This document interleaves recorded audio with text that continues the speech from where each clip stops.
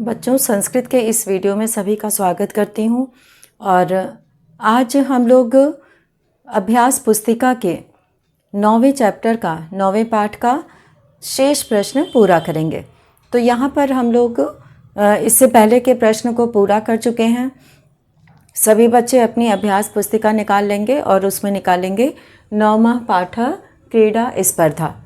तो इसमें हम लोगों ने उस दिन इससे पहले वाले वीडियो में 6 प्रश्न तक पूरा कर लिया था। छठे प्रश्न में पूछा गया था विशेषण विशेष्य मेलनम कुरुत, विशेषण विशेष्य का मिलान करो। तो इसमें जो है विशेषण और विशेष्य को मिलाया गया था। और अब जो यहाँ पे 7वां प्रश्न दिया हुआ है उसमें लिखा है कि संस्कृते अनुवादम कुरुत, संस्कृत में अनुवाद करो। तो सभी विद्यार्थी अपनी अभ्यास पुस्तिका में पेज नंबर 37 पर 9वें चैप्टर का 7वां प्रश्न निकाल लेंगे। तो यहाँ पे जो पहला वाक्य दिया हुआ है उसमें दिया है विद्यालय में स्पर्धा होगी। तो यहाँ पर विद्यालय में, क्योंकि अधिकरण कारक का प्रयोग है, में पर उसका कारक चिन्ह होता है। और विद्यालय जो शब्द है वह भी अकारांत पुल्लिंग है और इसका रूप बालक की तरह चलेगा। तो बालक शब्द की तरह ही विद्यालय का रूप यहाँ पर होगा। तो यहाँ पे विद्यालय में के लिए सप्तमी विभक्ति में विद्यालय लिखेंगे, विद्यालय में। तो यहाँ पे हम लोग शुरू करते हैं प्रश्न 7 का उत्तर। तो इसमें क में हम लोग लिखेंगे विद्यालय, विद्यालय स्पर्धा, स्पर्धाम भविष्यति, भविष्यति होगी। होगी के लिए लिट लकार का प्रयोग करेंगे और भवति होता है लट लकार में और लिट लकार में हो जाएगा भविष्यति। और अब हम लोग यहाँ पे ख का लिखेंगे स्पर्धाओं में क्रिकेट भी होगा। तो यहाँ पे स्पर्धाओं में बहुवचन का प्रयोग है। तो यहाँ पे स्पर्धासु, स्पर्धासु, स्पर्धाओं में, स्पर्धा कहते हैं प्रतियोगिता को। क्रिकेटम अपि, क्रिकेटम अपि भविष्यति। क्रिकेटम अपि को एक साथ जोड़ देंगे तो क्रिकेटम अपि हो जाएगा। यहाँ पे म अलग से लिखेंगे क्योंकि ये आगे का स्वर से शुरू हो रहा है। अपि जो है वो स्वर है यहाँ पे, तो इसलिए क्रिकेटम हम लोग यहाँ पे म लिख के हलंत लिखेंगे, भविष्यति। और अब इसके आगे ग का करेंगे मैं कबड्डी खेलूँगी। तो यहाँ पर मैं जो है खेलूँगी स्त्रीलिंग में प्रयोग किया गया है। और यहाँ पर ये जानना है कि मैं जो उत्तम पुरुष एक वचन में आता है ये स्त्रीलिंग और पुल्लिंग दोनों के लिए ही प्रयोग होता है। केवल प्रथम पुरुष में जो सर्वनाम होता है सह तौ ते, वो पुल्लिंग के लिए होता है। और प्रथम पुरुष में सा ते ताह, इसका प्रयोग स्त्रीलिंग के लिए होता है। वह, वे दोनों, वे सब के लिए। तो केवल वही जो है वो स्त्रीलिंग और पुल्लिंग में अलग अलग प्रयोग होता है। और मध्यम पुरुष का त्वम, युवाम, यूयम, तुम दोनों, तुम सब। और उत्तम पुरुष का अहम, आवाम, वयम, मैं, हम दोनों और हम सब। ये जो है स्त्रीलिंग पुल्लिंग दोनों के लिए प्रयोग होता है। तो यहाँ पर मैं कबड्डी खेलूँगी, तो अहम के लिए, मैं के लिए अहम का प्रयोग करेंगे। यहाँ पे मैं के लिए अहम कबड्डीम, कबड्डीम खेलूँगी, खेलूँ के लिए क्रीडिष्यामि, यहाँ पे क्रीडिष्यामि का प्रयोग करेंगे लिट लकार का, क्रीडिष्यामि। और अब है यहाँ पे अगला है घ, वह किसी स्पर्धा में प्रतिभागी नहीं है। तो वह यहाँ पे किसी स्पर्धा में प्रतिभागी नहीं है, तो यहाँ पे सह का प्रयोग करेंगे वह के लिए। और किसी भी के लिए कस्यामपि, कस्यामपि स्पर्धा, स्पर्धायाम स्पर्धायाम प्रतिभागी नास्ति। प्रतिभागी कहते हैं जो उसमें भाग लेते हैं खेल में, और नास्ति में न और अस्ति है जो मिलकर नास्ति हो गया है। और अब यहाँ पे हम लोग अगला पद करेंगे, और अगले पद में हम लोग करेंगे हमारे अनेक मित्र अन्यथा समर्थ हैं। अन्यथा समर्थ है यानी किसी वजह से वे नहीं खेल पाते हैं, उनको विशेष प्रबंध की आवश्यकता होती है, तो इसीलिए अन्यथा समर्थ कहा गया है। अन्यथा समर्थ का ही हम लोग अनुवाद में भी प्रयोग करेंगे। तो हमारे अनेक मित्र, हमारे के लिए अस्माकम अनेकानि मित्राणि, अनेकानि मित्राणि, अस्माकम अनेकानि मित्राणि अन्यथा समर्थानि सन्ति, अन्यथा समर्थानि सन्ति। और अब है यहाँ पे हम सब प्राचार्य से मिलते हैं। तो यहाँ पे वयम, अहम का अर्थ होता है मैं, आवाम का अर्थ होता है हम दोनों, और वयम का अर्थ होता है हम सब। तो हम सब के लिए यहाँ पे वयम का प्रयोग करेंगे। और सर्वे, हम सब प्राचार्य से, वयम सर्वे प्राचार्यम, प्राचार्यम मिलामः, तो यहाँ पे मिलते हैं। तो इस तरह से हम लोगों ने ये प्रश्न किया, छठा प्रश्न। और अब हम लोग इसके बाद यहाँ पे प्रश्न 8 का चित्र बना हुआ है, प्रश्न 8 का है ये। और प्रश्न 8 में एक चक्र बना हुआ है, और उसमें चक्र के अंदर 2 और चक्र बने हुए हैं। ये जो गोल सर्कल होता है इसको चक्र कहा जाता है। और यहाँ पर प्रश्न जो लिखा है, पहले हम लोग प्रश्न देखते हैं। उसमें लिखा है कि चक्रस्य पदानि योजयित्वा, चक्रस्य पदानि योजयित्वा सार्थक वाक्यानि रचयत। चक्र में स्थित पदों को जोड़कर सार्थक वाक्य बनाओ। तो यहाँ पर पदों को जोड़कर वाक्य बनाना है। तो इसमें सभी बच्चे देख रहे होंगे कि यहाँ पे केंद्र में, सेंटर में एक पद लिखा हुआ है श्री रामः। यहाँ पे श्री रामः लिखा हुआ है। तो इसको जो है, जो यहाँ पे उदाहरण वाक्य दिया हुआ है, इसमें दिया हुआ है क श्री रामः वानर सेनायाः सेनापतिः आसीत्। तो यहाँ पे शुरुआत जो की गई है पहले वाक्य की, तो ये जो है पूरे यहाँ पे 1 2 3 4 5 6 7 8 9 पूरे 9 यहाँ पे खाने बने हुए हैं, जिसमें कि 9 वाक्य बनेगा, और सभी वाक्यों की शुरुआत श्री रामः से होगी। तो श्री रामः जो है वो सभी वाक्य के शुरू में लगेगा। उसके बाद फिर हम लोग दूसरे चक्र में से शब्द को लेंगे। तो यहाँ पे वानर सेनायाः का प्रयोग पहले वाक्य के लिए किया गया है, तो उससे वाक्य बन चुका है श्री रामः वानर सेनायाः। यहाँ पे मित्रम, प्रभु, शत्रु, और आसीत का अर्थ होता है थे। तो यहाँ पे शत्रुः, पुत्रः, नृपः, सेनापति आसीत। तो यहाँ पे सेनापति आसीत यहाँ लिखा हुआ है। तो अब हम लोग इस चक्र से 9 वाक्य बनाना सीखेंगे। तो यहाँ पे जो सबसे पहला वाक्य बनेगा वो प्रश्न 8 का, यहाँ पे पुस्तक में पहले से अभ्यास पुस्तिका में लिखा हुआ है। तो पहला जो वाक्य बना है प्रश्न उत्तर 8 का, ये पहला वाक्य है कि श्री रामः से शुरू करना है। तो श्री रामः, श्री रामः।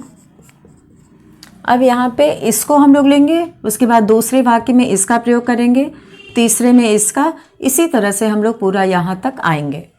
तो इसमें जो है वानर सेनायाः, श्री रामः वानर सेनायाः,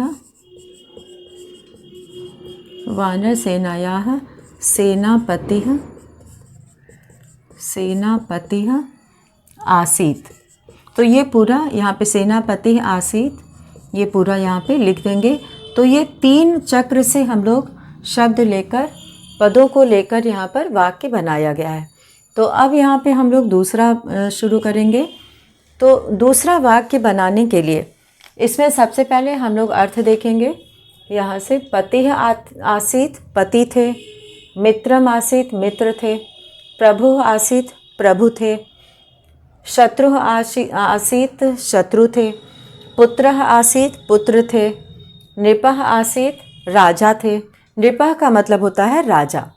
और सेनापति आसीत् सेनापति थे, पिता आसीत् पिता थे, अग्रजः आसीत् बड़े भाई थे। अग्रज कहते हैं बड़े भाई को। तो यहाँ पे जो प्रयोग है तो इसी को लेके हम लोग वाक्य बनाएंगे। अब हम लोग दूसरा वाक्य कैसे बनाएंगे इसे देखना है। तो सबसे पहले हम लोग पहले चक्र से लेंगे श्री रामः। ये सभी वाक्य के प्रारंभ में लिखा जाएगा श्री रामः। अब हम लोग ये दूसरा लेंगे। वानर सेना यहाँ ले चुके और इन सब में षष्ठी विभक्ति का प्रयोग है, तो का या के या की का प्रयोग होता है। तो यहाँ पे श्री रामा के बाद इसका प्रयोग हो चुका है। अब हम लोग रावणस्य का प्रयोग करेंगे। तो श्री रामः रावणस्य, रावणस्य रावण के, श्री राम रावण के क्या थे। अब यहाँ पे हमें उचित पद लेना है कि क्या थे रावण के। तो यहाँ पे पति, मित्र, प्रभु, प्रभु मतलब भगवान ईश्वर, उसके लिए प्रयोग करते हैं। शत्रु, तो श्री रामः रावणस्य शत्रुः आसीत्, शत्रु थे। तो यहाँ पे हम लोग लिखेंगे शत्रुः आसीत्। तो ये एक सार्थक वाक्य बन गया, श्री रामः रावणस्य शत्रुः आसीत्। और अब हम लोग तीसरा वाक्य बनाएंगे। तीसरा वाक्य बनाने के लिए श्री रामः दशरथस्य, यहाँ पे हम लोग ये रावणस्य से बना चुके। अब ये तो सभी वाक्य के शुरू में लगना है, तो तीसरे वाक्य के शुरू में भी हम लोग लिखेंगे श्री रामः। सभी बच्चे अभ्यास पुस्तिका में भर लेंगे अपने, जैसे जैसे वाक्य बन रहा है श्री रामः। अब हम लोग ये पहला बन गया, दूसरा बन गया, अब हम लोग तीसरा वाक्य बना रहे हैं। तो रावणस्य के बाद दशरथस्य आया है, तो श्री रामः दशरथस्य, दशरथ के, दशरथस्य, यहाँ पे था दशरथस्य, दशरथ के क्या थे। तो यहाँ पे श्री राम दशरथ के क्या थे, पति, मित्र, प्रभु, शत्रु, पुत्रः आसीत्। तो श्री राम दशरथ के पुत्र थे। तो यहाँ पे हम लोग लिखेंगे सही पद पुत्रः आसीत्। तो श्री राम दशरथ के पुत्र थे। तो ये वाक्य सार्थक वाक्य हो गया। और अब हम लोग यहाँ पर चौथा वाक्य बनाएंगे। चौथे वाक्य का भी प्रारंभ जो है वो श्री रामः से होगा, श्री रामः। तो श्री रामः दशरथस्य तक हो गया। अब आए हम लोग सुग्रीवस्य पे। तो पहला, दूसरा, तीसरा, अब ये चौथा वाक्य बनाने के लिए हम लोग सुग्रीवस्य को लेंगे। सुग्रीवस्य यहाँ पे लिखेंगे सुग्रीव के, श्री राम सुग्रीवस्य, सुग्रीव के क्या थे, है यहाँ पे। तो सुग्रीवस्य यहाँ पे हम लोग देखेंगे पति, मित्र, प्रभु, शत्रु, पुत्र, नृपः, सेनापति, पिता, अग्रज। तो यहाँ पे मित्रम आसीत्, यहाँ पे सुग्रीव के मित्र थे। तो सुग्रीवस्य मित्रम, मित्रम आसीत्। तो इसमें यही देखना है वाक्य बनाते समय कि किसका यहाँ पे नाम आया है और वो कौन है और श्री राम उनके कौन थे। तो इसका ध्यान देना है। अब हम लोग यहाँ पे पांचवा वाक्य बनाएंगे। तो पांचवें वाक्य में शुरुआत करनी है श्री रामः से। तो यहाँ पे हम लोग श्री रामः लिखेंगे, श्री रामः। और अब हम लोग यहाँ पे लक्ष्मणस्य लिखेंगे। पांचवा वाक्य है ये। तो सुग्रीवस्य के बाद लक्ष्मणस्य, लक्ष्मण के, लक्ष्मणस्य, लक्ष्मण के, श्री राम लक्ष्मण के आसीत् मतलब क्या थे। यहाँ पे हमें तीसरे चक्र में से इसके लिए उचित पद चुनना है। तो यहाँ पे हम लोग देखेंगे मित्र थे, पति थे, मित्र थे, प्रभु थे, ये सब नहीं हो सकता। शत्रु थे ये भी नहीं हो सकता, श्री राम लक्ष्मण के पुत्र थे ये भी गलत है, और नृपः राजा थे ये भी गलत है, सेनापति थे ये हो चुका है, पिता भी नहीं है, अग्रजः आसीत्, अग्रजः पद जो है वो बिल्कुल उचित है। अग्रजः का मतलब होता है बड़ा भाई, तो श्री राम लक्ष्मणस्य अग्रजः, अग्रजः आसीत्, बड़े भाई थे। तो यहाँ पे हम लोगों ने 5वें वाक्य में अग्रजः आसीत् का प्रयोग किया। तो अब इसी तरह से इनका वाक्य बनाते हुए हम लोग आगे बढ़ते हैं 6ठे वाक्य की तरफ, और इसकी भी शुरुआत होगी श्री रामः से। ये बहुत ही रुचिकर प्रश्न है। तो यहाँ पे श्री रामः से प्रारंभ होगा इसका, और यहाँ तक हम लोगों ने कर लिया था लक्ष्मणस्य। अब हम लोग सीतायाः लिखेंगे, श्री राम सीतायाः, श्री राम सीता के, सीतायाः, सीता के क्या थे ये हम लोग को अब खोजना है। पति थे, बिल्कुल सही है ये, श्री राम सीता के पति थे, पतिः आसीत्। तो उचित पद जहाँ भी मिल जाए उसे हमें इसके साथ जोड़ देना है। तो पतिः आसीत् हो गया, पति थे। और अब है 7वां प्रश्न, 7वां वाक्य। 7वें वाक्य की शुरुआत भी श्री रामः से होगी, श्री रामः, और सीतायाः के बाद हनुमतः, हनुमतः, हनुमान के, हनुमतः, हनुमतः। अब यहाँ पे क्या आएगा, श्री रामः हनुमतः। हम लोग 7वां वाक्य बना रहे हैं, तो इसमें जो है पतिः मित्रम प्रभु, प्रभु थे। हनुमान जी जो है श्री राम को अपना प्रभु मानते थे, तो श्री राम हनुमान के प्रभु आसीत्, प्रभु आसीत्। यहाँ पे ये हो जाएगा प्रभु आसीत्। और पूर्ण विराम लगाना ज़रूरी है, क्योंकि जहाँ भी वाक्य पूरा होता है वहाँ पर पूर्ण विराम लगाया जाता है। तो अब यहाँ पे 8वां वाक्य हम लोग बनाएंगे। इसकी शुरुआत जो है वो श्री रामः से होगी, और हनुमता के बाद यहाँ पे अयोध्यायाः का प्रयोग हुआ है। तो यहाँ पर अयोध्यायाः, श्री राम अयोध्या के क्या थे, अयोध्यायाः, अयोध्या के क्या थे। तो यहाँ पे पतिः मित्रम प्रभु शत्रु पुत्र नृपः, नृपः आसीत् मतलब राजा थे। तो अयोध्या के नृपः आसीत्, राजा थे। और अब हम लोग यहाँ पे करेंगे 9वां अंतिम वाक्य बनाएंगे, और अंतिम वाक्य बनेगा लव कुशयोः। लव कुश जो है वो श्री रामः, यहाँ पे वाक्य की शुरुआत होगी श्री रामः से, और श्री रामः लव कुशयोः। यहाँ पे 2 नाम है, लव और कुश, इसीलिए द्विवचन का प्रयोग हुआ है, और ये षष्ठी विभक्ति में है। तो लव कुश के, लव कुशयोः, लव कुशयोः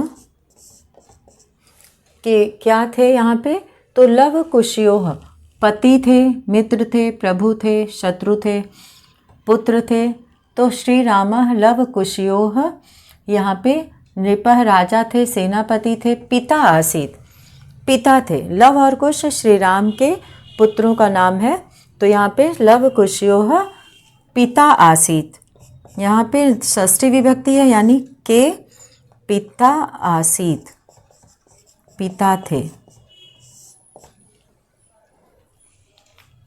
तो यहाँ पे संबंध बताया गया है। तो यहाँ लव कुशयोः इन दोनों के पिता आसीत्, पिता थे। तो इस तरह से हम लोगों ने ये पूरे 9 वाक्य बनाए हैं, और इन 9 वाक्यों का जो है यहाँ पे किस तरह से बनाया गया है, किस तरह से निर्माण किया गया है, ये सिखाया गया है। तो सभी बच्चे इसे पूरा लिखेंगे, और इसमें बहुत सारे ध्यान देने योग्य बातें हैं।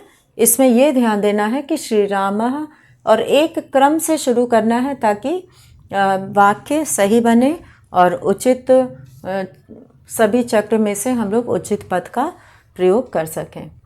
तो ये जो है पाठ 9 के शेष 2 प्रश्नों को हम लोगों ने आज पूरा किया। और अब इसके बाद हम लोग शुरू करते हैं 10वां पाठ जो दिया हुआ है कृषिकाः कर्मवीराः। तो सभी बच्चे ये 10वां पाठ जो है वो नहीं करना है, ये सिलेबस से इस बार हटा दिया गया है, तो सिलेबस में नहीं है ये क्लास 6 में, तो इसको हम लोग नहीं करेंगे। 10वां पाठ कृषिकाः कर्मवीराः, तो इसे यहाँ पे सभी बच्चे अपनी बुक में नोट कर लेंगे कि इसे ये सिलेबस में नहीं है। और अब हम लोग शुरू करते हैं एकादशः पाठः। तो एकादशः पाठः से हम लोग कुछ प्रश्न करेंगे और इसका नाम है पुष्पोत्सवः, फूलों का उत्सव। पुष्पोत्सवः, फूलों का उत्सव। तो अब हम लोग शुरू करते हैं पाठ 10 पुष्पोत्सवः। तो यहाँ पे एकादशः पाठ हम लोग करेंगे, 10वां नहीं करेंगे, एकादशः।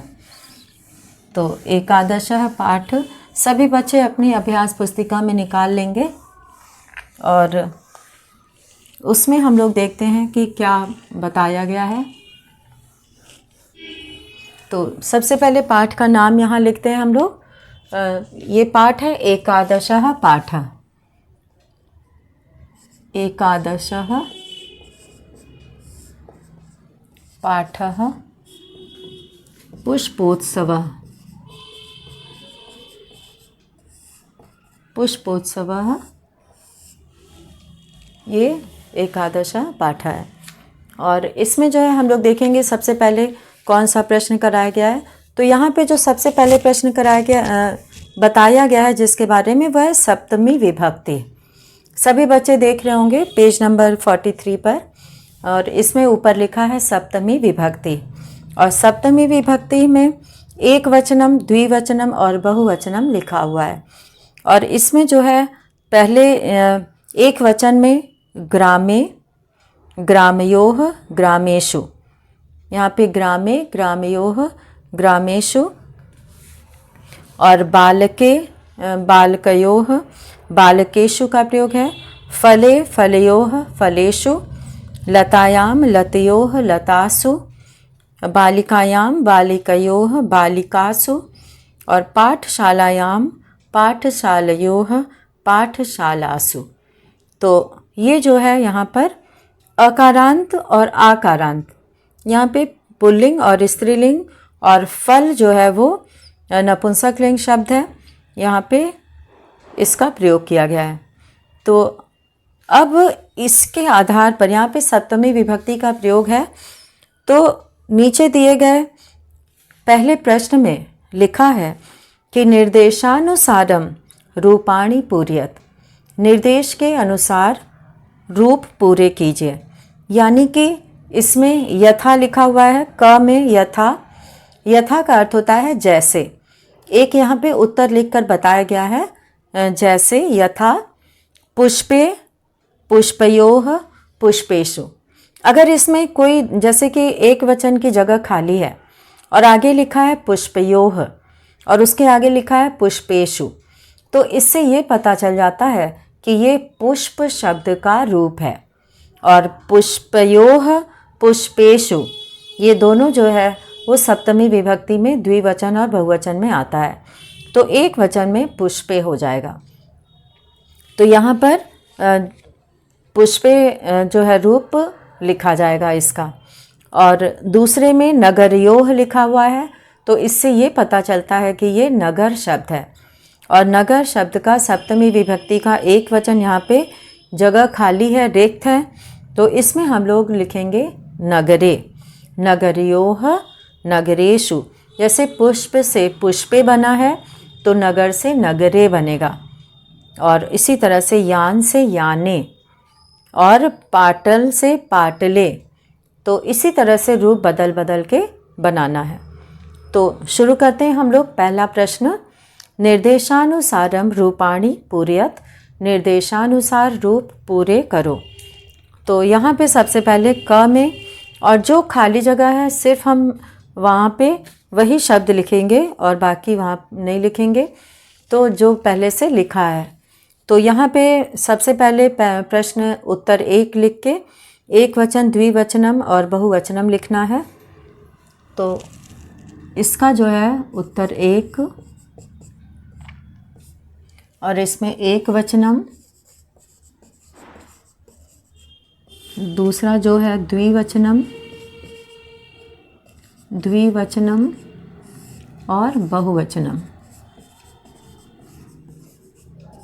तो यहाँ पे जो पहला पद दिया हुआ है वह है पुष्पे। क में यथा करके लिखा है, पुष्पे, पुष्पयोः, पुष्पेषु,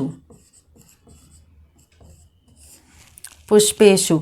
तो ये जो है यहाँ पर उदाहरण के लिए ये तीनों लिखा हुआ है और इसी के आधार पर हमें नीचे दिए गए जो आगे पद दिए गए हैं उसको लिखना है।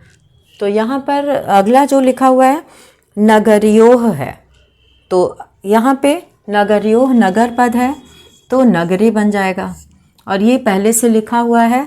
और नगरेषु, यहाँ पे नगरेषु हो जाएगा, नगर से नगरेषु। और इसके बाद है याने। याने पहले से लिखा है तो यहाँ पे नहीं लिखेंगे, यानयोः हो जाएगा, यानयोः, यानेषु, यानेषु हो जाएगा यहाँ पे।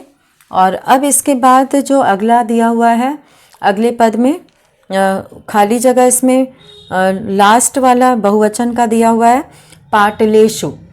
तो पाटलेषु है यहाँ पे, तो पाटल यहाँ पे मूल शब्द है, तो पाटल से पाटले, यहाँ पे पाटले। और दूसरा भी लिखना है पाटल्योः,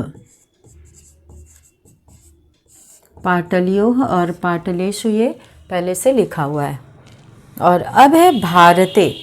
भारते पहले से यहाँ पे लिखा है भारते, और भारत यहाँ पे मूल शब्द है और मूल शब्द से यहाँ पे बनेगा भारतयोः। भारते लिखा हुआ है, भारतयोः, भारतेषु, और यहाँ पे भारतेषु बन जाएगा। और पतंगयोः, पतंग यहाँ पे द्विवचन में लिखा हुआ है तो पतंगे हो जाएगा एक वचन में, पतंगे। और ये द्विवचन में पहले से लिखा है और बहुवचन में पतंगेषु हो जाएगा, पतंगेषु, पतंगेषु। और अब है यहाँ पे दूसरा जो अंतिम दिया है क का, दिवसेषु। यहाँ पे दिवसेषु पहले से लिखा हुआ है और इसका ये मूल शब्द जो है वो है दिवस। तो दिवस से बनेगा एक वचन में दिवसे। जैसे पुष्प से पुष्पे, नगर से नगरे, यान से याने, और भारत से भारते, पतंग से पतंगे और दिवस से दिवसे बनेगा। तो यहाँ पे खाली जगह। और अब है अगला पद यहाँ पे दिवसेषु। दिवसेषु जो है वो बहुवचन का यहाँ पे लिखा हुआ है और इसका हम लोगों को एक वचन और द्विवचन लिखना है। तो दिवस जो है इसमें मूल शब्द है, दिवस से एक वचन में बनेगा दिवसे। यहाँ पर एक वचन में बन जाएगा दिवसे, तो खाली जगह में हम लोग लिखेंगे दिवसे। तो दिवस शब्द से सप्तमी एक वचन में बना दिवसे, और द्विवचन में बनेगा दिवसयोः। तो यहाँ पे दिवसयोः, और दिवसेषु जो है वो पहले से लिखा हुआ है। और अब हम लोग यहाँ पर करेंगे ख वाला। ख में जो है वो यथा, ख में यथा यहाँ पे लिखा हुआ है पहले से। दोलायाम, दोला कहते हैं झूले को, ये आकारांत स्त्रीलिंग पद है और यहाँ पर पहला जो लिखा हुआ है एक वचन में दोलायाम, और यहाँ पे द्विवचन में दोलयोः, यानी कि दो झूले के बारे में बात हो रही है। दोलयोः ये सप्तमी विभक्ति है, और दोलासु, दोलासु यहाँ पे दोलासु पद आया है, दोलायाम, दोलयोह, दोलासु। और अब इसमें जो अगला पद दिया हुआ है कन्यायाम, यहाँ पे एक वचन में लिखा हुआ है। तो कन्या यहाँ पे मूल पद है, मूल शब्द जो है वो कन्या है। तो कन्या से सप्तमी विभक्ति एक वचन में बना है कन्या नाम, और द्विवचन में बनेगा कन्यायोह। यहाँ पे ये लिखा हुआ है, और कन्या से कन्यायोह बनेगा, क्योंकि दोला से दोलयोह बना है, तो कन्या से कन्यायोह बनेगा। और कन्यासु बनेगा बहुवचन में, तो यहाँ पे कन्यासु। और अब है यहाँ तीसरे में दिया है द्विवचन क्रीडयोह। तो क्रीडयोह जो है वो पहले से लिखा हुआ है, तो क्रीडायाम, क्रीडा यहाँ पे मूल शब्द है, क्रीडायाम क्रीडासु, क्रीडासु बन जाएगा। और अब है यहाँ पे परंपरासु, परंपरासु ये बहुवचन लिखा है, परंपरा इसमें मूल शब्द है, तो परंपरायाम, परंपरायाम और परंपरयोह, परंपरयोह यहाँ पे मूल शब्द है, और यहाँ पे परंपरासु पहले से लिखा हुआ है। और अब है कलिकायाम, कलिका, कली को कहते हैं, और कलिका पहले से लिखा है, तो यहाँ पे हो जाएगा कलिकयोह, कलिकयोह, कलिकासु, कलिकासु। तो इस तरह से यहाँ पे कलिकासु पद बनेगा। और अंतिम यहाँ पे जो दिया हुआ है वह है स्वतंत्रतयोह, स्वतंत्रता पद है, और इससे बना है स्वतंत्रतयोह। और स्वतंत्रतायाम यहाँ पे बनेगा एक वचन में, स्वतंत्रता, स्वतंत्रतायाम, स्वतंत्रतायाम। और स्वतंत्र, स्वतंत्रतयोह, और यहाँ पे स्वतंत्रतासु, स्वतंत्रतासु। तो स्वतंत्रता शब्द से ये बना है, तो स्वतंत्रतासु, ये यहाँ पे स्वतंत्रतासु, स्वतंत्रतयोह। तो इस तरह से ये रूप यहाँ पे बना।